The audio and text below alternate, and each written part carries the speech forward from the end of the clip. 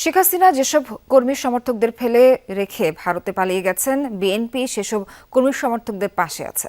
ঠাকুরগাঁওয়ে নিজ নির্বাচনী এলাকায় পথসভায় এমন মন্তব্য করেন বিএনপি মহাসচিব মির্জা ফখরুল ইসলাম আলমগীর। শুক্রবার বিকেলে ঠাকুরগাঁও ১ আসনের দেবীপুরে নির্বাচনী পথসভায় যোগ দেন তিনি। আওয়ামী লীগের আমলে যারা অন্যায় করেছে কেবল তাদেরই শাস্তির আওতায় আনা হবে বলে জানান মির্জা ফখরুল। বিএনপি মহাসচিব অভিযোগ করেন, একটি দল হিন্দু মুসলমান ভাগ করতে চাইছে, তবে বিএনপি তা চায় না। বিএনপি এদেশের সকল ধর্মের মানুষের সমান নিরাপত্তা নিশ্চিত করতে চায়।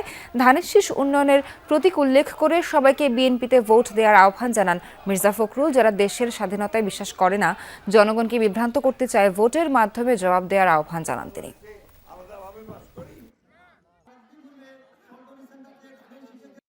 আমাদের হাসিনা আপদ চলে গেছেন ভারতে গেছেন, ভালো করছেন। এইখানকার যারা আপনার সমর্থক, যারা আপনাদের কর্মী পার্টির, তাদেরকে বিপদে পড়ে গেছেন কেন?